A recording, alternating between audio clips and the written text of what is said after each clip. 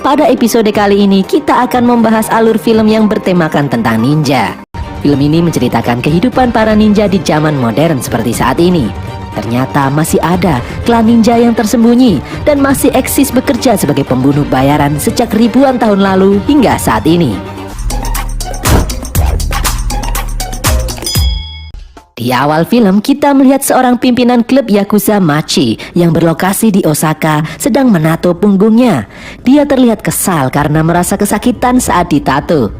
Si tukang tato yang sudah tua mengatakan kalau misalkan ada orang yang merasa kesal dan kesakitan saat ditato, maka orang itu tidak cocok hidup di lingkungan yang keras. Pimpinan Yakuza itu marah dan merasa terhina.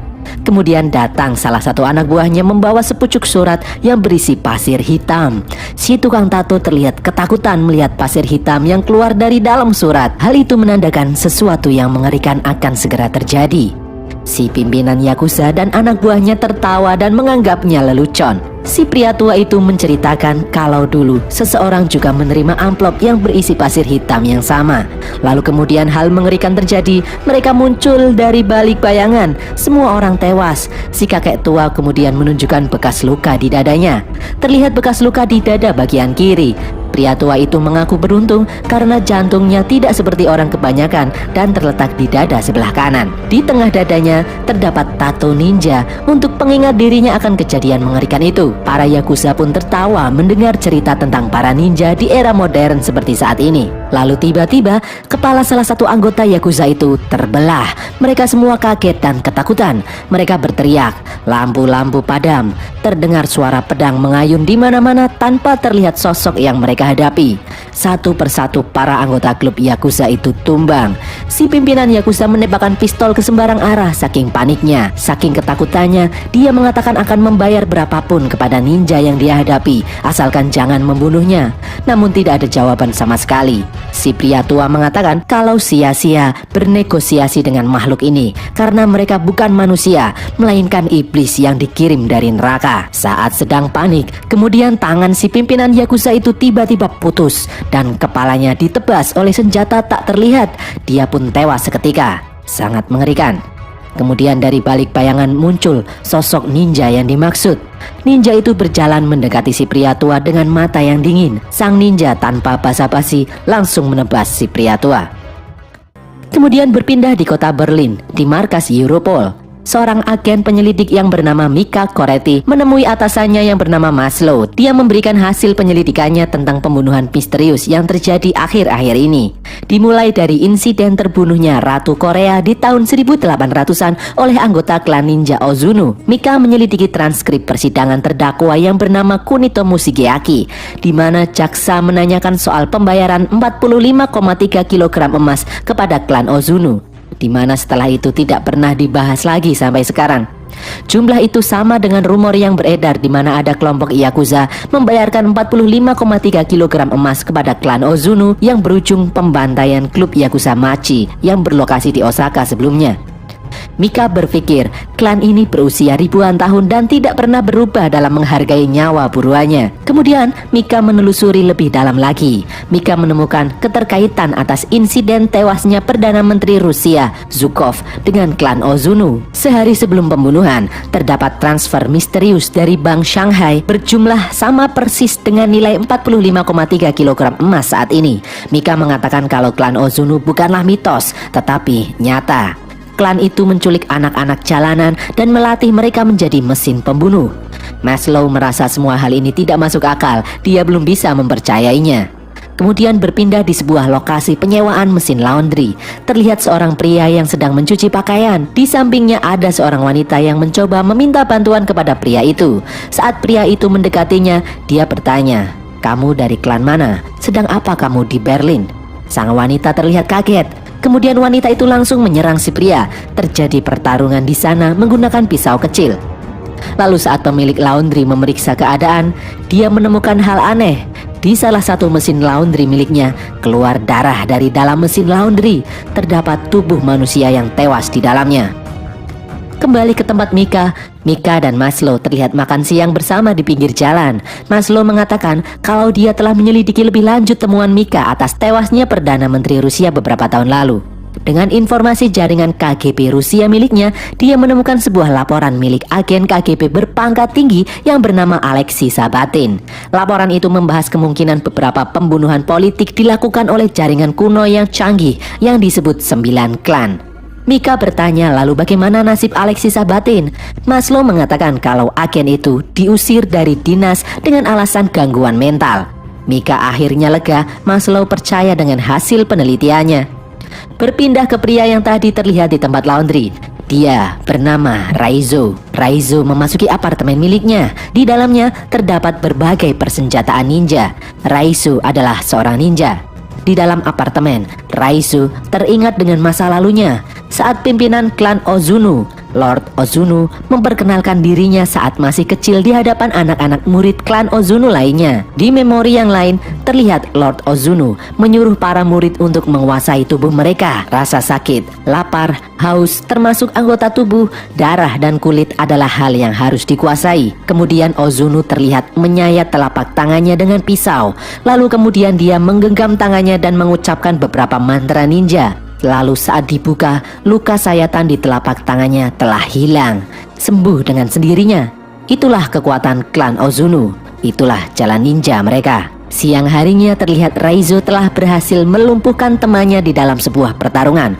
Ozunu mengatakan kalau hidup adalah pertempuran. Raizo yang tadinya anak jalanan yang dibuang orang tuanya, dia berjuang bertahan hidup hingga akhirnya bisa menang. Karena dalam pertempuran saat melawan musuh harus tanpa keraguan atau belas kasihan. Untuk bertahan harus belajar untuk tidak takut. Raizo dewasa selalu berlatih menguasai tubuhnya. Kemudian memori kembali ke masa lalu di mana Raizo kecil harus berjalan di lantai khusus agar bisa berjalan tanpa suara. Saat Raizo kecil gagal dan lantai itu mengeluarkan suara, Ozunu kemudian memukul kaki Raizo kecil hingga berdarah-darah. Malam harinya, Raizo kecil tidak bisa tidur karena kesakitan. Lalu terlihat salah satu teman Raizo yang bernama Kiriko mengobati luka-luka di kaki Raizo. Luka-luka itu masih membekas hingga Raizo dewasa. Di lain tempat, Mika menemui istri dari Alex Sabatin, agen KGB yang membuat laporan keterkaitan kematian Perdana Menteri Rusia dengan 9 klan. Istri Alex mengatakan kalau dulu laporan Alex menimbulkan masalah pada karirnya. Setelah laporan Alex mencuat, terlihat sikap Alex tidak seperti biasanya. Alex terlihat ketakutan. Dia memasang kunci di setiap celah rumahnya. Alex memasang kamera dan sensor gerak di segala tempat. Alex memasang lampu-lampu di mana-mana. Tidak boleh ada bayangan, kata Alex. Suatu hari, ada seorang pria datang ke rumah Alex. Mereka berbincang sesaat lalu pergi. Istri Alex mengatakan kalau Alex dulunya seorang prajurit anggota intelijen Rusia. Alex bukanlah pria yang mudah takut. Lalu saat istri Alex menemui suaminya, terlihat ketakutan yang sangat terpancar di mata Alex. Lalu Alex berdiri mengatakan kalau Alex sangat mencintai istrinya. Istri Alex mengatakan bahwa Alex sudah meninggal. Sebelum dia meninggal, terjadi insiden lampu mati dan istri Alex tidak mau melanjutkan ceritanya lagi. Istri Alex kemudian memberi Mika berkas penelitian yang dulu ditinggalkan oleh Alex. Di rumah, Mika membuka berkas milik Alex. Di sana terdapat berbagai macam bukti kalau para ninja itu nyata. Lalu terdapat kaset rekaman CCTV. Saat disetel, terlihat wajah Raizo di dalamnya. Berpindah di apartemen Raizo, dia terlihat berlatih menggunakan pedang dan kusarigama. Terlihat amarah dalam diri Raizo. Raizo kemudian teringat dengan masa lalunya kembali saat dia menginjak remaja sebagai murid Ozunu. Raizo bertarung dengan teman sebayanya. Awalnya, Raizo bisa mengendalikan pertarungan. Namun lawannya menggunakan cara licik yang akhirnya bisa mengalahkan Raizo. Kemudian Ozunu mendekati Raizo bahwa apa yang dia rasakan bukanlah rasa sakit yang sebenarnya. Lalu Ozunu menekan bagian dalam perut Raizo dan mengatakan kalau inilah rasa sakit yang sebenarnya. Raizo terlihat berteriak kesakitan. Ozunu menyuruh Raizo untuk bertahan dari rasa sakit itu. Hingga malam tiba, rasa sakit itu tidak hilang. Pagi harinya saat Ozunu menemui Raizo, terlihat Raizo sudah bisa menguasai rasa sakitnya. Berpindah ke tempat Mika, di kantornya, Mika ditemui oleh agen Zabransky. Dia menanyakan apakah agen Maslow bertingkah aneh belakangan ini. Zabransky mengatakan kalau beban kerja yang berat bisa membawa stres dan kelelahan mental. Mika kemudian menemui Maslow. Ternyata Maslow juga ditemui oleh agen Zabransky dan menanyakan hal yang sama terhadap Mika. Mika mengatakan kalau ada pihak yang mengawasi mereka dan tidak ingin mereka melanjutkan penyelidikan tentang kasus 9 klan ini. Maslow mengatakan kalau kasus ini bukanlah kasus sembarangan. Banyak orang-orang penting dunia terlibat di dalamnya. Klan-klan pembunuh itu dilindungi oleh oknum-oknum penguasa. Maslow kemudian menyuruh Mika untuk lebih berhati-hati. Malam harinya Mika pulang ke rumah meneliti berkas laporan milik Alex. Di sana tertulis di dalam gulungan kuno di abad 14, seorang penjelajah muslim yang bernama Ibnu Battuta mengunjungi salah satu dari 9 klan tertua yang bernama klan Pasir Hitam. Di dalam Shido terpencil yang tersembunyi di balik pegunungan bersalju, Ibnu Battuta melihat perayaan makan malam diiringi pertunjukan pertarungan bela diri dua bocah kecil yang berusia di bawah 10 tahun. Kemudian berpindah ke tempat Raizo.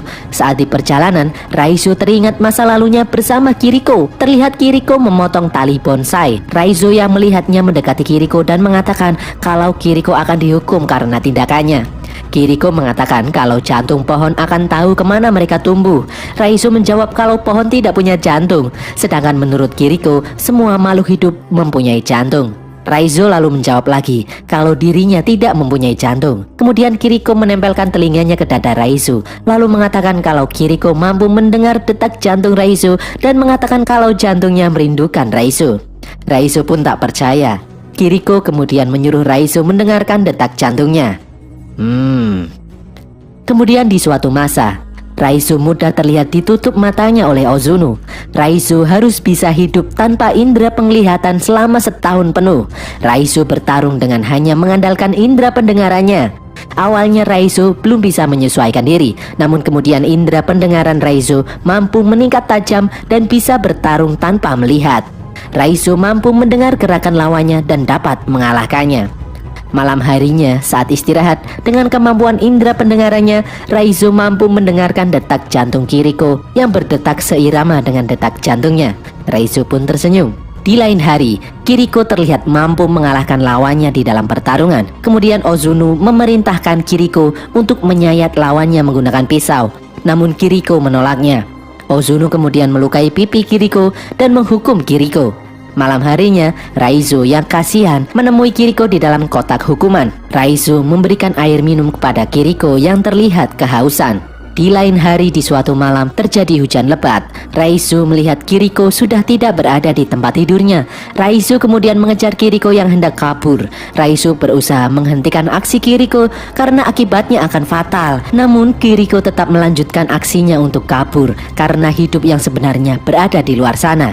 Kiriko kemudian melanjutkan aksinya naik ke atas dinding untuk kabur dari tempat itu. Berpindah ke Raizo dewasa, dia terlihat berjalan membawa foto Mika dengan tulisan alamat di belakangnya. Sementara itu di tempat Mika, Maslow memperingatkan Mika akan bahaya yang mengintai mereka. Karena Maslow tidak pernah dicurigai seperti sekarang selama masa karirnya. Dia diperiksa oleh Provos, Pertahanan Dalam Negeri, CIA dan lain-lain berdatangan. Maslow kemudian menyuruh Mika untuk cuti dan membekalinya dengan sebuah pistol. Sesampainya di rumah, ternyata lingkungan rumah Mika tengah terjadi pemadaman listrik. Di dalam rumah gelap gulita. Tak disangka, Mika menemukan amplop putih yang berisikan pasir hitam di dalamnya. Tak lama kemudian terlihat seorang ninja mengayunkan pedang ke arahnya dan tertahan oleh sesuatu. Ternyata ada 2 orang ninja di sana. Terjadi pertarungan antara 2 orang ninja itu. Mereka bertarung di dalam gelap. Terlihat salah satu orang ninja berhasil dilumpuhkan. Kemudian terdengar suara yang memperingatkan Mika bahwa akan ada banyak lagi yang datang. Mereka tidak akan berhenti sampai Mika mati. Suara itu mengatakan kalau dia akan membantu Mika. Kemudian muncul sosok manusia dari balik bayangan. Dia adalah Raizo. Dia yang menyelamatkan nyawa Mika. Mika terlihat mengenal Raizo dari rekaman CCTV. Raizo kemudian mengajak Mika untuk meninggalkan tempat itu. Kemudian kembali ke memori masa lalu, terlihat Kiriko yang kabur mampu ditangkap kembali oleh Takeshi. Kiriko kemudian diikat di tiang di dalam markas ninja dan Ozuno memerintahkan Takeshi untuk mengeksekusi Kiriko. Takeshi yang mengetahui ada hubungan spesial antara Raizo dan Kiriko terlihat tersenyum sinis. Dia kemudian menusuk jantung Kiriko dan mengakhiri hidupnya. Di dalam mobil, Raizo mengatakan kalau para ninja sedang mengikuti mereka, memburu mereka berdasarkan aroma tubuh seperti seekor serigala. Mika kemudian menyadari kalau Raizo juga mestinya menjadi orang yang diburu oleh klan Ozuno karena sesuatu hal. Raizo kemudian teringat masa lalunya di saat dia pertama kali mengemban tugas sebagai seorang assassin. Dia ditugaskan Ozuno untuk membunuh seseorang dan mengambil arloji emas di tangannya. Di dalam toilet, Raizo menemui orang itu dan langsung menusukkan pisau ke leher targetnya. Namun targetnya ternyata terlalu kuat. Dia masih bisa melawan. Terjadi pertarungan sengit di sana. Namun dengan kemampuan yang dimilikinya, Raizo berhasil membunuh orang itu dan menyerahkan arloji sebagai bukti bahwa dia telah berhasil menyelesaikan misinya. Di atas sebuah gedung, Ozuno menyuruh Raizo menyimpan arloji itu sebagai pengingat bahwa dirinya adalah seorang assassin. Lalu kemudian, Ozuno memerintahkan Raizo mengeksekusi seorang wanita. Dia adalah anggota klan yang juga mencoba untuk kabur sama seperti Kiriko dulu. Bukannya mematuhi perintah Ozuno, Raizo yang muak malah mengayunkan senjatanya ke arah wajah Ozuno. Ozuno yang murka memerintahkan anak buahnya membunuh Raizo. Terjadi perkelahian antara Raizo dan para ninja Ozuno. Raizo terlihat tak berdaya dan terkena sayatan berbagai macam senjata ninja. Raizo pun terjatuh dari atas gedung. Raizo ternyata menyimpan dendam terhadap Ozuno. Raizo dan Mika kemudian masuk ke sebuah penginapan. Raizo menyuruh Mika untuk mandi tanpa sabun dan mengganti bajunya. Setelah selesai, Raizo membawa rokok di dekat tubuh Mika agar aroma tubuhnya berganti. Lalu mereka melanjutkan perjalanan. Mika kemudian mengajak Maslow untuk bertemu di tempat yang tersembunyi. Raizo kemudian merasakan kejanggalan dan memperingatkan Maslow bahwa akibat ulahnya akan banyak nyawa berjatuhan. Mika terlihat bingung. Lalu tak lama kemudian muncul banyak sekali tentara dari berbagai sisi menyetrum Raizo dan menangkapnya. Maslow membawa Mika dan Raizo ke sebuah markas rahasia dan mengikat Raizo di dalam sebuah sel. Mika yang kebingungan meminta kejelasan kepada Maslow. Maslow mengatakan ada seseorang yang berkuasa memerintahkannya untuk menangkap Raizo. Maslow tidak punya pilihan lain selain mematuhinya. Maslow lalu memberi Mika sebuah alat pelacak sehingga apabila terjadi hal-hal yang tak diinginkan, Maslow bisa melacak keberadaan Mika. Mika kemudian mendekati Raizo dan memberi Raizo beberapa teguk air mineral. Raizo memperingatkan Mika bahwa para ninja sudah tahu lokasi mereka saat ini. Mika kemudian memberitahu Maslow tentang ancaman para ninja. Maslow dan tim yang bersenjatakan lengkap menganggap remeh kata-kata Mika. Lalu tiba-tiba lampu padam. Mika langsung berlari menuju Raizo. Di dalam kegelapan, para tentara berusaha mencari tahu apa yang terjadi. Di atas mereka telah bersiap-siap para ninja menyerang para tentara itu. Satu persatu tentara itu tumbang, diserang oleh para ninja yang bergerak dalam gelap. Para ninja juga terlihat menyerang tentara yang ada di dekat Mika. Lalu Mika mengambil kunci sel di tubuh tentara yang tewas dan membuka rantai yang mengunci Raizo. Terlihat sosok bayangan memasuki ruangan Raizo. Tepat waktu saat tangan Raizo berhasil dibuka kuncinya, dia bisa menghabisi ninja di dekatnya. Saat Raizo dan Mika berjalan keluar ruangan, terdengar senyap sekali. Raizo kemudian menyuruh Mika menunggu dan Raizo pun menghilang dalam gelap. Terdengar suara pertarungan tetapi tidak terlihat sosok Raizo. Lalu kemudian muncul Raizo dan seorang ninja bertarung. Raizo berhasil melumpuhkan ninja itu. Di lain tempat, Maslow berjuang menyelamatkan diri dari serangan para ninja. Raizo kemudian menyuruh Mika mengambil mobil yang berada di dalam parkiran. Saat Mika pergi, muncul puluhan ninja dari balik bayangan. Mereka pun bertarung. Raizo melawan puluhan ninja klan Ozuno. Raizo terlihat mampu menghindari setiap serangan-serangan yang ada. Dia menghabisi para ninja itu satu persatu. Dengan kemampuan bertarung ninja berskill tinggi, Raizo masih sanggup bertahan. Kemudian terlihat semakin banyak lagi ninja berdatangan. Raizo yang mulai kelelahan terlihat terluka oleh sabetan pedang. Raizo melompat menghindari serangan para ninja. Di tempat lain, Mika yang sudah berada di dalam mobilnya mendengar suara-suara aneh. Lalu muncul pisau ninja menembus kaca mobilnya. Dia pun menginjak pedal gas dengan panik. Di jalanan, Mika dihadang oleh banyak sekali ninja dan beruntung Mika berhasil lolos keluar dari gedung itu. Di tempat Raizo, dia yang terluka mencoba menyelamatkan diri dan melompat keluar dari gedung. Raizo berlari di jalanan kota Berlin. Para ninja masih juga mengejarnya. Terjadi pertarungan di jalanan. Seorang ninja berhasil merobek perut Raizo. Raizo pun tumbang. Lalu muncul Mika menabrak ninja itu. Mika kemudian menyelamatkan Raizo. Mika bermaksud membawa Raizo ke rumah sakit, namun Raizo menolaknya. Mika kemudian membawa Raizu ke dalam sebuah penginapan. Raizu terbaring tak berdaya dengan luka di sekujur tubuhnya. Lalu kemudian dari luar penginapan, Mika melihat beberapa bayangan memasuki ruangan tempat Raizu terbaring. Pagi harinya kepolisian datang berbekal alat pelacak milik Mika dan hanya menemukan Mika terduduk sendirian. Para ninja membawa Raizu pergi. Di dalam kotak, Raizu mencoba memulihkan dirinya sendiri dengan kemampuan yang dimiliki oleh klan Ozuno. Luka-luka itu menutup satu persatu. Dan sampailah Raizu di markas klan Ozuno. Dia dibawa ke hadapan sang Ozuno, pemimpin klan. Ozuno berkata awalnya dia mempersiapkan Raizu sejak kecil untuk menjadi penggantinya memimpin klan. Namun sekarang akibat ulah Raizu, Ozuno berniat mengeksekusi Raizu karena telah mempermalukan nama baik klan. Malam harinya, Raizu terlihat diikat di sebuah tiang bersiap untuk dieksekusi. Ozuno terlihat menekan perut Raizu untuk menyiksanya. Raizu sampai muntah darah. Takeshi menyadari kalau Raizu membawa alat pelacak yang diberikan kepada Mika sebelumnya. Lalu kemudian muncul para tentara pasukan yang dibawa Maslow dan Mika datang menyelamatkan Raizu.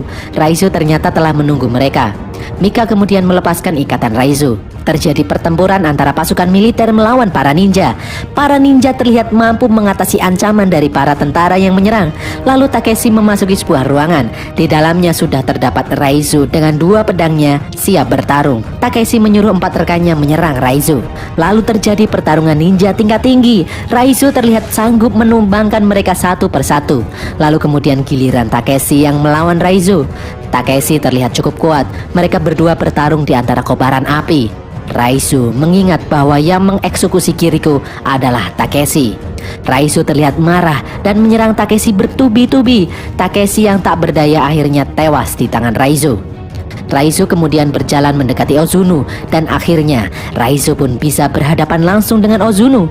Ozuno terlihat mampu menghilang di dalam gelap dan menyerang Raizu dari arah yang dia tidak ketahui. Raizu mengambil sebuah pedang dan mencoba untuk melawan Ozuno.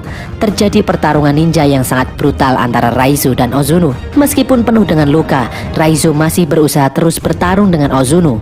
Di saat Raizu akan menyerang, Ozuno kembali mampu menghilang di dalam gelap dan dengan kecepatan ninja miliknya, Ozuno mampu menjatuhkan Raizu. Di saat Ozuno akan menusuk Raizu, Mika menembaknya dari belakang.